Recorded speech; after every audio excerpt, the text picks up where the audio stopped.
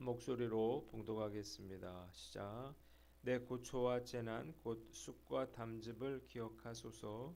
내 마음이 그것을 기억하고 내가 낙심이 되오나 이것을 내가 내 마음에 담아 두었더니 그것이 오히려 나의 소망이 되었사옴은 여호와의 인자와 긍휼이 무궁하심으로 우리가 진멸되지 아니함이니이다.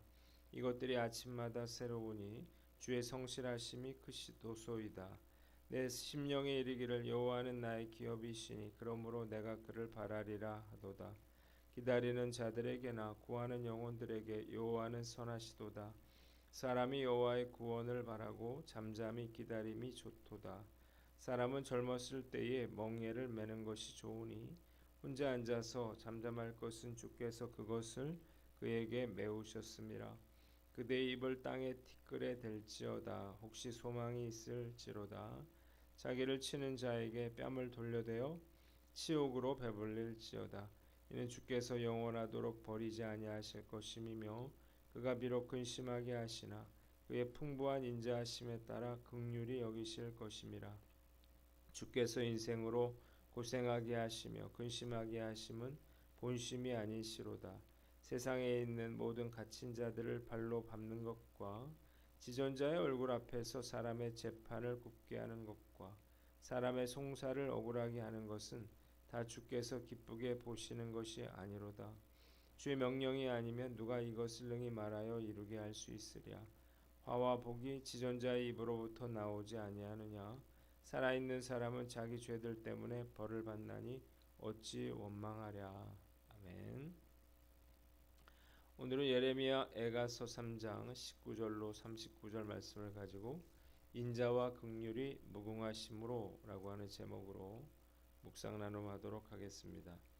오늘 본문은 우리가 고난 중에라도 낙심하고 절망하지 말아야 할 이유에 대해서 나와 있습니다. 한번 따라해 봅시다. 고난 중에라도 낙심하고 절망하지 말아야 할 이유. 자, 이제까지 고통과 절망의 탄식이 이어지던 선지자의 애가가 극적인 그러한 전환을 보입니다. 예루살렘의 멸망으로 인한 그러한 참담한 심정을 비유와 탄식의 말로 쏟아 놓던 예레미야 선지자가 미래 회복에 대한 소망을 고백하고 있는 것입니다. 자, 본문에는 예레미야 선지자로 하여금 회복에 대한 소망을 갖게 한 요인들이 5가지로 서술되고 있습니다. 첫째로 하나님의 자비와 긍휼이 무궁하시기 때문입니다. 예레미야가 처한 현실 그리고 그가 느끼는 절망감 이것은 매우 깊은 것이었습니다. 그러나 그는 자신을 그 절망 속에 내버려 두지 않았습니다. 화를 자초한 유다의 죄악과 하나님의 엄중한 심판 그리고 그 결과로 인한 참담한 현실에서 눈을 돌려서 하나님을 깊이 묵상을 했고 그로부터 새로운 소망을 발견하게 된 것입니다. 그것은 바로 하나님의 자비와 긍휼하심이었습니다. 예레미야 선지자는 하나님께서 이스라엘 백성들에게 행하신 일들을 회상하면서 하나님의 자비와 긍휼이 무궁하시다라고 하는 사실을 깨닫게 되었습니다. 비록 그들이 하나님의 심판을 받고 열방 중에 흩어졌지만 이것이 끝이 아니라는 사실을 그가 인식한 것입니다. 하나님께서 심판당한 이스라엘 백성을 여전히 붙들고 계시고 그 무한하신 자비와 긍휼을 베푸실 날이 반드시 올 것이라고 하는 사실을 그가 깨달았기 때문이에요. 그래서 예레미야 선지자는 그 고난 중에도 이제 하나님께 모든 소망을 두기로 그렇게 다짐을 하고 있습니다. 본문이 우리에게 주는 교훈이 있는데 하나님의 자비와 긍휼을 기억하라는 것입니다. 자, 하나님은 사랑의 하나님이라는 사실을 깨달으시기를 바랍니다. 하나님은 자비와 긍휼이 풍성하신 분이십니다. 자, 자녀가 아플 때 부모의 마음이 불붙는 것 같은데 이때 바로 자식을 향한 자비와 긍휼함이 흘러나오는 것입니다. 제 딸이 어렸을 때 위내시경을 할 때 일이에요. 위내시경을 하러 들어갔는데 간호사가 나왔어요. 그러면서 제 딸이 울고 있다는 거예요. 들어와서 좀 달래주라는 건데 들어가 보니까 내시경이 힘들었는지 아이가 울고 있었습니다. 손을 잡아주고 눈물을 닦아주는데 자식이 우는 걸 보니까 마음이 긍휼의 마음이 쏟아져 나오는 것 같더라고요. 그래서 달래주고 또 엄마와 통화하게 해주고 그리고 기도해주고 다시 나왔던 기억이 있습니다. 자, 하나님은 결코 매정한 그런 아버지가 아니죠. 자비와 긍휼이 풍성하신 분이라는 사실을 깨달으시기를 바랍니다. 어떤 부모와도 비교할 수 없는 거예요. 예레미야 선지자는 하나님께서 백성들의 그 고난을 외면하시지 않는다는 사실을 깨달은 것입니다. 비록 하나님이 징계하셨지만 하나님은 근심하시고 또 돌이키자 그 불쌍히 여기는 마음을 참으실 수가 없는 거예요. 그래서 우리가 고난 중에 있더라도 그 하나님의 자비와 긍휼을 묵상해야 하는 것입니다. 독생자 예수 그리스도를 내어주신 분이 왜 우리를 불쌍히 여기시지 않을까요? 오히려 그래서 고난은 하나님의 그 자비와 긍휼을 경험할 수 있는 좋은 기회가 되는 것입니다. 말씀 묵상하면서 바로 이 하나님의 자비와 긍휼하심이 있었기에 지금의 내가 존재할 수 있었다는 생각이 들어요.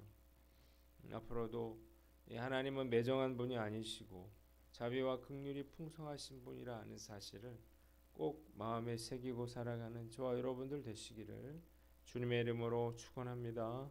두 번째는 여호와가 나의 기업이 되시기 때문입니다. 자, 기업이 된다라고 하는 말은 무슨 말인가? 가나안 땅을 정복하고 땅을 분배할 때 하나님께서 백성들에게 땅을 기업으로 주셨습니다. 그러니까 기업이라는 말은 땅이라는 말이에요. 그런데 이 기업을 받지 못한 지파가 있죠. 바로 레위 지파입니다.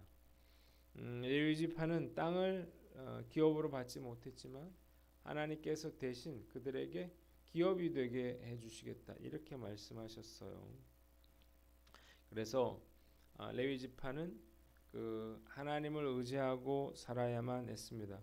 그런데 아무것도 없었잖아요. 그런데 레위 지파는 결코 이스라엘 역사에서 사라지지 않았다는 거죠. 왜냐하면 하나님이 모든 것을 다 책임져 주셨기 때문이에요. 그래서 예레미야 선지자가 여호와가 나의 기업이라 그래서 내가 그를 바라겠다 참고 기다리겠다 이렇게 고백하고 있는 것입니다. 한번 따라해 봅시다. 잠잠히 하나님을 바라라. 자, 의지할 것이 있는 사람은 여호와를 기업으로 삼고 살 이유가 없겠죠. 아무것도 의지할 데가 없는 사람이 여호와를 기업으로 삼고 사는 것입니다. 그래서 우리가 아무데도 의지할 데가 없더라도 낙심하지 말아야 하는 거예요. 진짜 여호와 하나님을 기업으로 삼고 살 기회가 왔기 때문입니다. 여호와 하나님을 기업으로 삼고 살면 하나님께서 우리의 모든 것을 다 책임져 주시리라 믿습니다. 우리가 이 사실을 알았더라면 고난 중에라도 원망하거나 불평하지 않고 잠잠히 그 하나님을 기다려야 하는 거예요. 출애굽기 14장 13절로 14절에 보면 모세가 백성들에게 이르되 너희는 두려워하지 말고 가만히 서서 여호와께서 오늘 너희를 위하여 행하시는 구원을 보라. 너희가 오늘 본 애굽 사람을 영원히 다시 보지 아니하리라. 여호와께서 너희를 위하여 싸우시리니 너희는 가만히 있을지니라 그랬습니다. 자, 이스라엘 백성들이 해야 될 일은 가만히 그 하나님이 행하실 일을 기대하는 거죠. 왜냐하면 그 애굽 군대를 이스라엘 백성들의 힘으로 물리치는 게 아니었어요. 애굽 군대는 하나님이 무찌르실 것이었습니다. 마찬가지로 우리가 힘들고 어려운 그런 상황 가운데 있다 하더라도 우리가 절망하거나 낙심하거나 두려워할 것이 아니라 이 소망의 마음을 가지고 잠잠히 그 하나님이 행하실 일들을 기대하며 나아가야 한다는 거예요. 오늘 말씀 묵상하면서 저에게도 여러 가지 어려운 상황들이 있는데 나의 기업이 되시는 주님께서 나를 구원하여 주시고 또 문제를 해결해 주시기를 바랍니다. 오늘 말씀을 통해서 우리가 끝까지 참고 인내하는 저와 여러분들 되시기를 주님의 이름으로 축원합니다. 세 번째, 자 인자와 우리가 그 고난을 두려워하지 않을 이유는 고난이 우리에게 유익이 되기 때문입니다. 자 오늘 말씀 보니까 예레미야 선지자는 젊은 시절에 이런 고난의 멍에를 짊어지는 것이 좋다 이렇게 말하고 있습니다. 젊을 때 고생은 사서라도 한다 이런 말이 있는데 그 고난에 큰 유익이 있기 때문이죠. 자 고난이 없다면 우리의 내면이 바뀌기 어렵고 거룩하기 어렵고 나의 믿음과 인격이 변화되기가 어렵습니다. 그래서 백성들에게 자원하여 고난을 받으라고까지 그렇게 예레미야 선지자가 말하고 있는 것입니다. 때리려는 자들에게 이제는 자원하여 뺨을 대주고 욕을 하거든 기꺼이 들으라 이렇게 말하고 있습니다. 환난과 고생이 그들을 성장시키는 영양분이 될 것이기 때문이에요. 자 본문이 주는 교훈이 있죠. 고난을 통해서 배워라는 것입니다. 자녀가 고난을 당할 때 어려움 당할 때 무조건 부모가 도와주어서는 안 되는 거예요. 고난을 통해서 자녀가 믿음과 인격과 거룩함을 배울 수가 있는데 이걸 부모가 다 해주면요 그런 기회를 빼앗는 것입니다. 고난의 순간은 그렇게 오래 지속되는 건 아니에요. 때가 되면 그 고난이 끝나는 때가 오게 되는 것입니다. 그래서 이 사실을 믿고 우리가 참아야 하는 것입니다. 우리는 고난을 싫어합니다. 고난을 피하게 해달라 그래요. 그런데 아이러니하게도 고난이 있어야 하나님을 알게 되는 거고요. 하나님의 음성을 듣게 되는 거고 주님 앞에 정직하게 되고 자신을 되돌아보게 되는 것입니다. 오늘 난 어떤가 스스로를 살펴보고 고난 중에라도 불평하고 원망하지 않고 인내함으로 우리의 신앙 인격을 기르는 기회로 삼는 저와 여러분들 되시기를 주님의 이름으로 축원합니다. 네 번째, 고난을 허락하시는 것은 하나님의 본심이 아니기 때문이에요. 유다의 철저한 패망은 하나님으로 인한 것이었지만 하나님이 원하시는 것은 아니었습니다. 하나님이 이스라엘이 징벌당하고 고난당하는 것을 원치 않으셨죠. 이것이 바로 하나님의 본심이었습니다. 자녀들이 부모를 화나게 하고 속상하게 할 때 그렇게 말을 듣지 않으려면 차라리 집에서 나가라 이렇게 말할 때가 있어요. 그러나 이것은 부모의 본심이 정말 자녀가 집에서 나가기를 바라는 건 아니겠죠. 사람들은 고난받을 때 오해합니다. 하나님이 나를 버리셨다, 미워한다 이렇게 생각하는데 잘못된 생각이에요. 하나님께서 우리에게 고난을 받게 하시고 또 괴롭게 하시는 것은 그분의 본심이 아니라는 사실을 깨달으시기를 바랍니다. 그래서 본문이 우리에게 주는 교훈이 있는데 하나님의 마음을 알아라는 거예요. 맞는 자식이 아니라 때리는 부모가 아파하고 눈물을 흘리는 것입니다. 이것이 바로 부모의 마음이죠. 자, 그런데 우리가 고난받을 때 사단은 우리에게 그 하나님의 사랑을 의심하게 만드는 거예요. 하나님이 널 사랑한다면 왜 그런 어려움들을 주셨겠느냐는 거예요. 이런 말에 우리가 속지 말아야 하는 것입니다. 고난을 받으면 마음에 쓴뿌리가 생겨 하나님을 떠나는 사람들이 있습니다. 그래서 불신과 분노 가운데 살아갑니다. 매우 어리석은 사람이에요. 자, 어떤 부모가 남의 자식을 징계하겠습니까? 자기 사랑하는 자식을 사랑하기 때문에 그 자기 자식을 부모가 징계하는 거예요. 죄를 짓고 아무 일도 없는 것 오히려 우리는 그것을 두려워해야 하는 것입니다. 하나님이 정말 나를 버리신 것이기 때문일 수도 있는 거예요. 그러니까 고난은 하나님이 나를 사랑하신다는 그런 표식이 될 수가 있는 거죠. 자, 오늘 나는 어떤가요?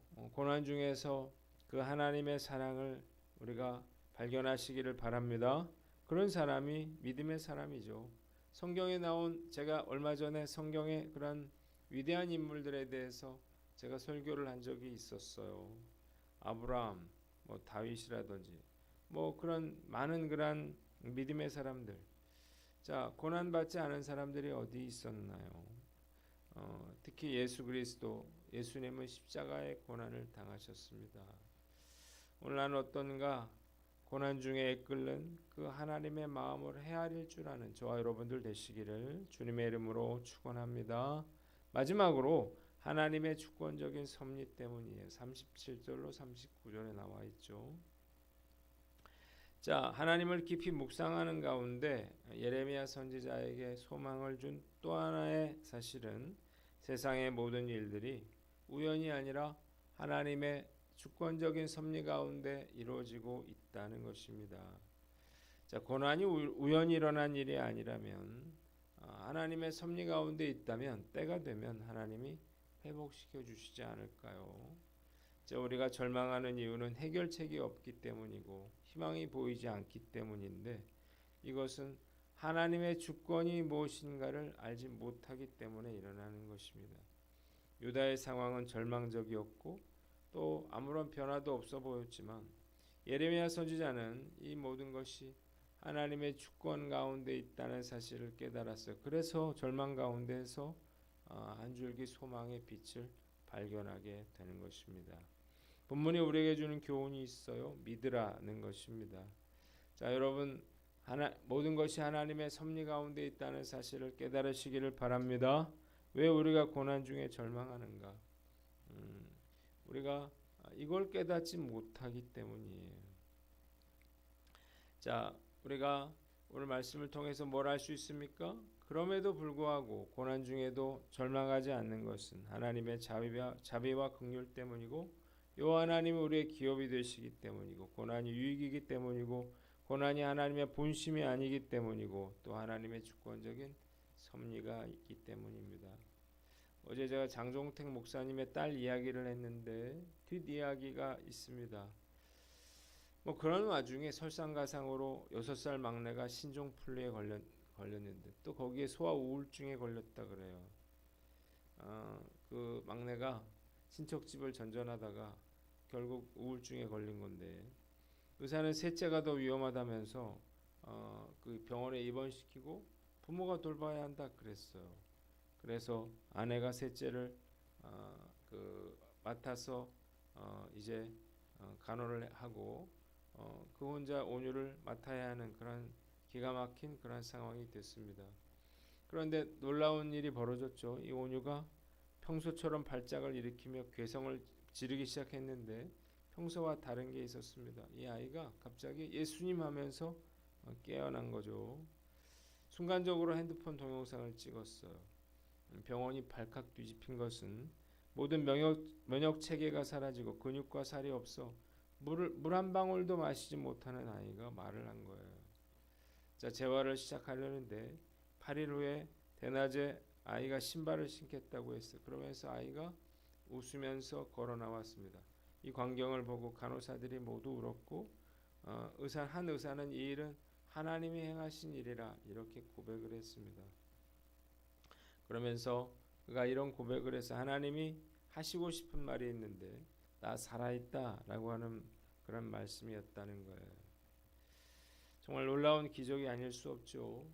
자, 모든 문제의 원인은 우리가 그 하나님을 신뢰하지 못하는 데 있는 것입니다.